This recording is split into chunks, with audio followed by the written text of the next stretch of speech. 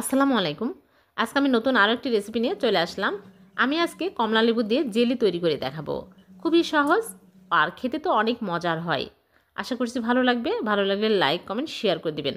তাহলে চলুন বেশি কথা না বাড়িয়ে শুরু করি। এখানে কয়েকটা কমলা লেবু নিয়েছি। এখন আমি কমলা লেবুর খোসাগুলো এরকম করে খুলে নিচ্ছি। নিয়ে আমি রস বের করে নেব। আপনারা যে পরিমাণে বানাবেন সে পরিমাণে নেবেন।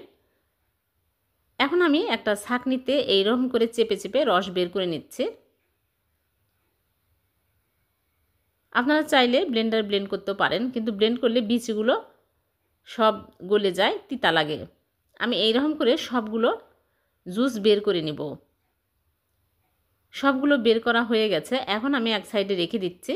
আর এদিকে চুলায় প্যান বসিয়ে একটা ছাঁকনিতে আবারও সেঁকে নিচ্ছি। সেঁকে নিয়ে এসে এখন আমি এর মধ্যে দিয়ে দিচ্ছি কর্নফ্লাওয়ার হাফ কাপ। কর্নফ্লাওয়ার বেশি দিতে হবে। আর স্বাদমতো লবণ দিয়ে দিচ্ছি। আর এখানে নিয়েছি চিনি হাফ কাপ। এখন আমি ভালো করে নেড়ে মিক্স করে নেব। চুলা কিন্তু আগে অন করে দেওয়া যাবে না, তাহলে দলা পেকে যাবে। ভালো করে মিক্স করে নেওয়ার পরে চুলা অন করতে হবে। এখন আমি চুলা অন করে দিব, দিয়ে অনবরত নাড়তে থাকবো। নাড়া থামানো যাবে না, তাহলে তলায় লেগে যাবে, একদম দলা পেকে যাবে। দেখুন আস্তে আস্তে ঘন হতে শুরু হয়েছে। অনবরত নেড়ে ঘন করে নিতে হবে। আর এই সময় চুলার আঁচ কিন্তু লো আঁচে রাখতে হবে।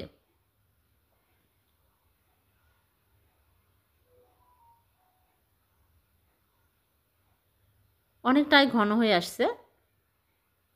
এখন আমি সাথে সাথেই চুলা থেকে নামিয়ে একটা মোল্ডে ঘি ব্রাশ করে নিয়েছি।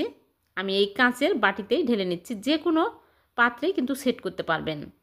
এখন আমি এইরকম অবস্থায় 10 মিনিট রেখে দেবো বাহিরে। তারপরে আমি নর্মাল ফ্রিজে রেখে দিচ্ছি।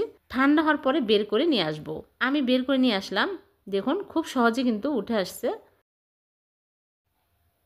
হয়ে গেল কমলা লেবুর জেলি। এই জেলিগুলো আপনারা পাউরুটি দিয়ে খেতে পারবেন, খুবই মজার হয়। আর খুব সহজে কিন্তু খুব কম উপকরণ দিয়ে বানিয়ে নেওয়া যায়। ছোট বাচ্চা বড় সবাই অনেক পছন্দ করবে। এখন আমি কেটে নিচ্ছি।